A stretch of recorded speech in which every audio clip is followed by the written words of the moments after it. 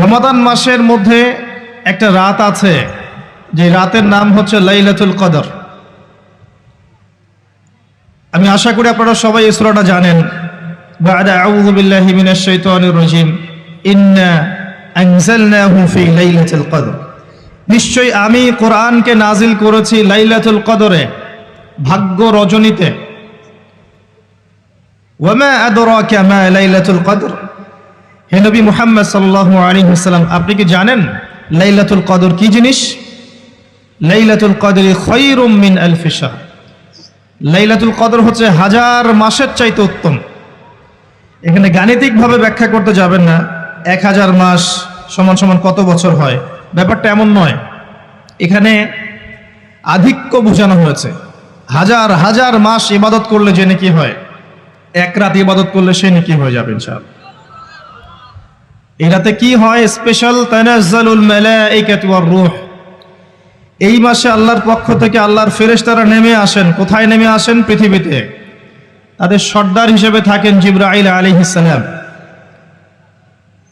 তানাজ্জালুল মালাইকাতু ওয়ার রূহু ফিহা বিইذনি রাব্বিহিম। আল্লাহর রবের আদেশে তারা এই কাজটা করেন। মিন কুল্লি আমর, প্রত্যেকটা বিষয়ের ফয়সালা হয় এই রাতে। আপনার আমার তাকদীর লেখা হয়েছে আসমান জমিন সৃষ্টির 50,000 বছর আগে। আপনার আমার তাকদীর লেখা হয়েছে আসমান জমিন সৃষ্টির 50,000 বছর আগে। আল্লাহ পাক সমস্ত সৃষ্টির তাকদীর লিখেছেন প্রথম দফায়। দ্বিতীয় দফায় তাকদীর লেখা হয়েছে যখন আমার আপনার রূহ আমাদের মায়ের গর্ভে ছিল 4 মাস 10 দিন বয়স। ওই সময় আল্লাহর পক্ষ থেকে ফেরেশতা আসেন, এসে লিখে দেন তার হায়াত, তার রিজিক, সে সৌভাগ্যবান না দুর্ভাগ্যবান। এরপর রূহটাকে ফুঁকে দেন, বাচ্চা নড়াচড়া শুরু করে। এর আগ পর্যন্ত পেটের মধ্যে বাচ্চা নড়াচড়া করে না। যখন রূহটা ফুঁকে দেওয়া হয়, তারপর থেকে বাচ্চা নড়াচড়া শুরু করে। দ্বিতীয় দফায় তাকদীর লেখা হয়। এরপরে তৃতীয় দফা লেখা হয় এই লাইলাতুল কদরে, যে আগামী 1 বছর কি হবে, আপনি কি করবেন। অর্থাৎ 1 বছরের বাজেট প্রণয়ন করা হয় প্রত্যেক লাইলাতুল কদরে। তানাজ্জালুল মালাইকাতু ওয়ার রূহ ফিহা বিইذনি রাব্বিহিম মিন কুল্লি আমর। এই রাতের আরেকটা বৈশিষ্ট্য হচ্ছে সালামুন হিয়া হাত্তা মাতলাইল ফজর। ফজর পর্যন্ত এই রাতে শান্তি শান্তি শান্তি শান্তি প্রশান্তি বজায় থাকে। এই রাতে আপনি যে দোয়া করবেন, যে কোনো দোয়াই করবেন, যদি আপনার রিজিকটা হালাল হয় ইনশাল্লাহ কবুল হয়ে যাবে। যে কোনো দোয়া। এই রাতে যারা ইবাদত করে দাঁড়িয়ে দাঁড়িয়ে, তাদের চতুর্দিকে ফেরেশতারা সমবেত হন, তাদের দোয়ায় তারা শরীক হন, তাদের জন্য দোয়া করতে থাকেন। ঠিক তখনই দেখবেন মুমিন বান্দার চোখ দিয়ে টপ টপ করে পানি পড়া শুরু হয়েছে। আপনি ফিল করতে পারবেন যে আপনার দোয়া আল্লাহ কবুল করছেন। এই রাতের ইবাদতকে 1000 মাস দিয়ে গুণ করলেও কখনো সমান হবে না। একটা রাত ইবাদত করলে আপনি হাজার হাজার মাসের নেকি পাচ্ছেন। এই সুযোগটাকে ছেড়ে দেওয়া যায়? কবে এই রাত স্পেসিফিকলি বলা যাবে না, 27 তারিখেই স্পেসিফিকলি বলা যাবে না যে 21-এর রাতেই, 23-এর রাতেই বা 25-এর রাতেই, নির্দিষ্ট করে বলার কোনো সুযোগ নাই। নবী সাল্লাল্লাহু আলাইহি ওয়াসাল্লাম লাইলাতুল কদর পেয়েছেন এবং ওই রাতে বৃষ্টি হচ্ছিল। তিনি সেজদা করছেন, তার কপালের মধ্যে মসজিদে নববীর যে মাটি আছে এই মাটির কাদা লেগেছিল। তখন কিন্তু মসজিদ টাইলস ফিটিং ছিল না, মাটির মসজিদ থেকে নবী সাল্লাল্লাহু আলাইহি ওয়াসাল্লাম বিশ্ব পরিচালনা করেছেন। আর আমাদের এখন তাজমহলের মতো মসজিদ, হেদায়েতের কোনো হও নাই এখানে। এটা আখিরুজ্জামানের সাইন, মসজিদগুলো হবে চাকচিক্যময়, হেদায়েত শূন্য। হাদিস একদম স্পষ্ট আছে, মসজিদ হবে চাকচিক্যময় কিন্তু হেদায়েত শূন্য।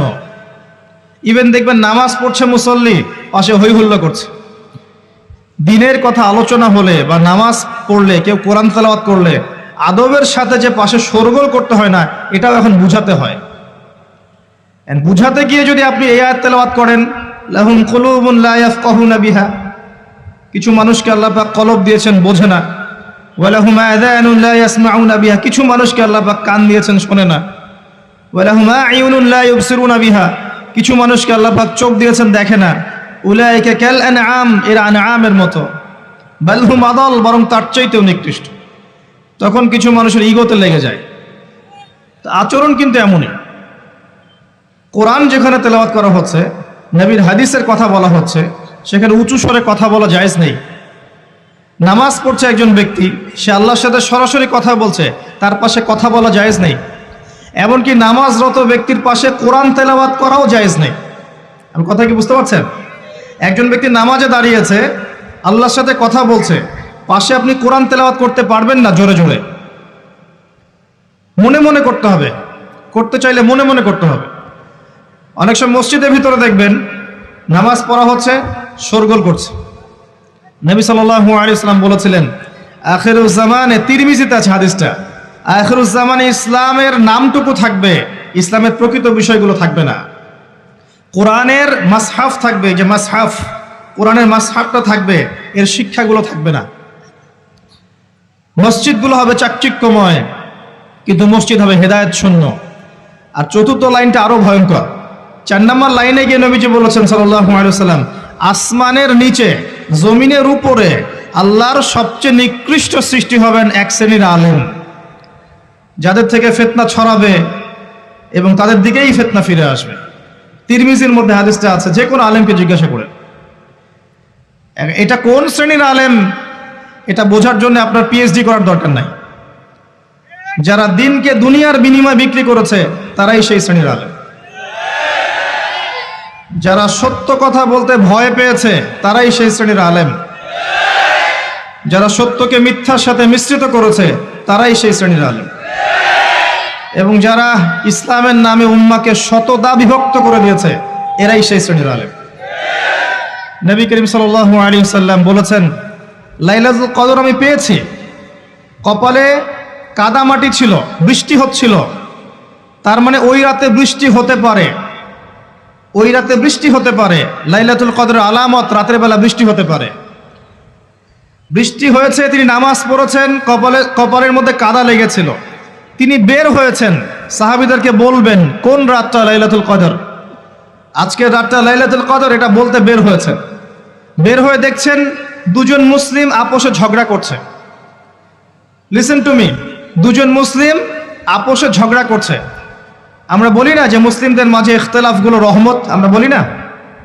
দুজন মুসলিম আপোষে ঝগড়া করছে, এই কাজটার কারণে আল্লাহ রাব্বুল আলামিন নবী সাল্লাল্লাহু আলাইহি ওয়াসাল্লামের হৃদয় থেকে এই কথাটাকে তুলে নিলেন। তিনি আর বললেন না এক্স্যাক্টলি কোন রাতে লাইলাতুল কদর ছিল, তিনি বলতেই বেরিয়েছিলেন যে কোন রাতে লাইলাতুল কদর ছিল। আমাদের ইখতিলাফের কারণে আমরা সেই নির্দিষ্ট রাতটাকে হারিয়ে ফেলেছি। তবে এর মধ্যেই খায়ের আছে, এর মধ্যেই কল্যাণ আছে। আরবিতে একটা প্রবাদ আছে, কুল্লু শার ইউজাদু ফিহিল খায়র, প্রত্যেকটা অকল্যাণের পিছনেই কোনো না কোনো কল্যাণ আছে। নির্দিষ্ট করে বলে দিলে আমরা বাকি রাতগুলো জাগতাম না। নবী সাল্লাল্লাহু আলাইহি ওয়াসাল্লাম এখন বললেন যে আমাকে ভুলিয়ে দেওয়া হয়েছে কোন রাত, তোমাদের ঝগড়ার কারণে। অতএব তোমরা শেষ দশকের বিজোড় রাতগুলোকে তালাশ করো। শেষ দশকের বিজোড় রাত বলতে 21-এর রাত, 23-এর রাত, 25, 27, 29, এই 5টা রাতের যে কোনো একটা লাইলাতুল কদর। এই রাতে ইবাদত করলে এত নেকি হচ্ছে, কারণটা কি? রাত আর দিন কি ডিফারেন্ট কিছু? প্রত্যেক রাতেই কিন্তু আল্লাহ পাক প্রথম আসমানে নেমে আসেন, প্রত্যেক রাতে, শুধু শবে বরাতের রাতে নয়, শুধু নিসফে শাবানের রাতে নয়, কিন্তু প্রত্যেক রাতেই আল্লাহ পাক প্রথম আসমানে নেমে আসেন। তিনি কিভাবে নেমে আসেন এটা ব্যাখ্যা করার দরকার নেই আমাদের। আল্লাহ পাক বলেছেন নেমে আসি, বাস আসি। কারণ সবকিছু আমরা যুক্তি, বিজ্ঞান, দর্শন দিয়ে প্রমাণ করতে পারবো না। পারবো? সায়েন্সকে জিজ্ঞাসা করেন যে স্বপ্নের ব্যাখ্যা কি, ঘুম কাকে বলে, আত্মা কাকে বলে, আত্মা কঠিন না তরল না বায়বীয়, পারবে সায়েন্স ব্যাখ্যা করতে? কবরের আযাব কি, জিন জাতি কি, জিন জাতি কাকে বলে, জিন জাতি কেমন দেখতে, মালায়েকা কেমন, তারা কিভাবে কাজ করে, তাদের ফাংশন কি, তারা কি ব্যাখ্যা করতে পারবে? আমাদের একটা চেতনা তৈরি হয়েছে, সায়েন্স যা বলবে তাই সত্য। এই চেতনা পুরোপুরি সত্য নয়। কোরআন এবং সুন্নাহ, আল্লাহ এবং তার রাসূল যা বলবেন সেটাই চূড়ান্ত সত্য। এর বাইরে সত্য মিথ্যার চূড়ান্ত কোনো মানদণ্ড নাই। হ্যাঁ, সায়েন্সের ভিত্তি আমরাই দিয়েছি, এটা অমুসলিমরা দেয়নি, এর ভিত্তি মুসলিমরা দিয়েছে। পরবর্তীতে এরা এর উপর ঘষা মাজা করেছে। এখন সায়েন্টিফিক এবং টেকনোলজিক্যাল রেভলিউশন আসছে পশ্চিমা সভ্যতা থেকে।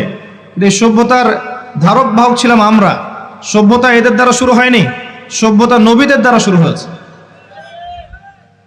তো সবকিছু সায়েন্স দিয়ে ব্যাখ্যা করা যাবে এমন নয়, কারণ সায়েন্সের সীমাবদ্ধতা আছে, আল্লাহর জ্ঞানের কোনো সীমাবদ্ধতা নাই।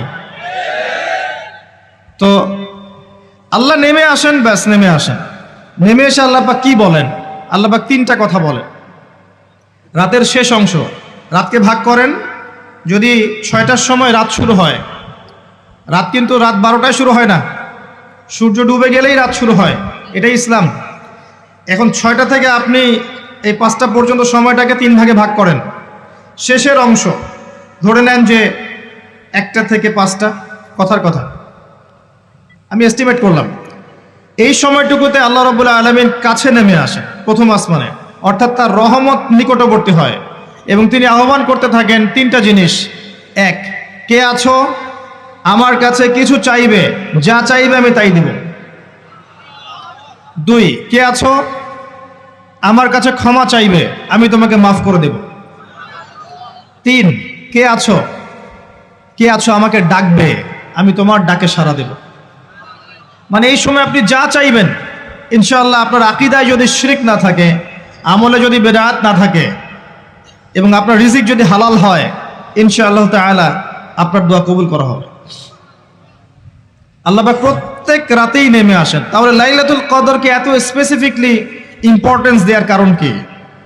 একটাই কারণ, মনে রাখবেন, লাইলাতুল কদরকে মর্যাদামণ্ডিত করার এবং রমাদান মাসকে শ্রেষ্ঠ মাস মর্যাদামণ্ডিত করার একটা কারণ, only one reason behind it, সেটা হচ্ছে এই মাসে এবং এই রাতে আল কোরআন নাজিল হয়েছে। কথা কি বুঝতে পারছেন? কোরআন নাজিলের কারণেই এই মাসটা মহামান্বিত, কোরআন নাজিলের কারণেই এই রাতটা সম্মানিত। ইন্না আনজালনাহু ফি লাইলাতুল কদর। আসুন সামনে যাই। নবী করিম সাল্লাল্লাহু আলাইহি ওয়াসাল্লাম যখন এই জাহেলি যুগে বাস করছেন, এই লাইলাতুল কদরে রমাদান মাসে আল্লাহ পাক কোরআন নাজিল করলেন। কি জন্য নাজিল করলেন? কারণ এই সমাজটাকে পরিবর্তন করার জন্যে, সমাজের জাহিলিয়াতগুলোকে দূর করার জন্যে নবী করিম সাল্লাল্লাহু আলাইহি ওয়াসাল্লাম প্রচণ্ড ফিকির করতেন। কি করা যায়, কি করলে মানুষগুলো শিরক ছেড়ে দিবে, কি করলে সুদ বন্ধ হবে, কি করলে মাদক থেকে মানুষ দূরে থাকবে, কি করলে নারীর সম্মান বৃদ্ধি পাবে। তিনি ভাবতেন কিভাবে গোত্রীয় হানাহানি বন্ধ করা যায়, তিনি এগুলো ভাবতে থাকতেন। হেরা গুহায় বসে তিনি এগুলো ভাবতেন কি করা যায়। যুবক বয়সে তিনি হিলফুল ফুজর তৈরি করেছেন এগুলো সমস্যা দূর করার জন্য, কিন্তু পরিপূর্ণরূপে সফল হয়েছেন বলতে পারি না আমরা, কারণ তখন ওহী আসেনি। এই ভাবতে ভাবতে ভাবতে ভাবতে একদিন এক রাতে তার কাছে আল্লাহর পক্ষ থেকে কোরআন নাজিল হলো। সূরা আলাকের প্রথম 5টা আয়াত, বিসমিল্লাহির রহমানির রহিম, ইকরা বিসমি রাব্বিকাল্লাযী খালাক। পড়ুন আপনার রবের নামে যিনি আপনাকে সৃষ্টি করেছেন। খালাকাল ইনসানা মিন আলাক, যিনি মানুষকে সৃষ্টি করেছেন জমাট বাঁধা রক্তপিণ্ড থেকে। আমরা সবাই জমাট বাঁধা রক্তপিণ্ড ছিলাম মায়ের পেটে। আজকে আমরা আল্লাহর দ্রোহী হয়েছি, কিন্তু আমরা পেটের মধ্যে এতটুকু জমাট বাঁধা রক্তপিণ্ড ছিলাম। সূরা ইয়াসিনের মধ্যে আল্লাহ পাক এই কথাটা বলেছেন, তোমাদেরকে তো নুতফা থেকে সৃষ্টি করেছি, ফাইদা হুয়া খাসীমুম মুবিন, যখন সে বড় হয়েছে সুস্পষ্টভাবে আল্লাহর বিরুদ্ধাচরণ করছে। ঈদের যে শপিংটার কথা বলছি, এটা এই কারণে বলছি, লাস্টের দশকে আমরা ঈদের শপিংয়ে বেশি ব্যস্ত থাকি, এতে করে লাইলাতুল কদরটা আমরা হারিয়ে ফেলি। লাস্টের দশক আমরা হয় ইতেকাফ করব, না হলে বাসায় নামাজ পড়বো, পরিবারবর্গকে নিয়ে রাত জাগবো। পারা যাবে ইনশাল্লাহ? তারাবির নামাজ তো পড়বোই ইনশাল্লাহ জামাতে। এবং আপনি 20 পড়েন আর 8 পড়েন, আপনি নামাজের কোয়ালিটিটাকে ভালো করার চেষ্টা করেন, নামাজের কোয়ালিটিটাকে বেস্ট করেন, ধীরে ধীরে তেলাওয়াত করেন, ধীরে ধীরে রুকু সেজদা করেন, নামাজটাকে এনজয় করেন, সময় নিয়ে, টাইম নিয়ে, 2 ঘন্টা সময় লাগুক, 3 ঘন্টা সময় লাগুক, এনজয় করে নামাজ পড়েন। আল্লাহ পাক তৌফিক দান করুন। এরপর শেষ রাতে আবার ওঠেন, পরিবারবর্গকে নিয়ে নামাজে দাঁড়ান, একসাথে জামাত করে নামাজ পড়েন, পরিবারে নফল নামাজ পড়েন, বাসায় বরকত হবে ইনশাআল্লাহ।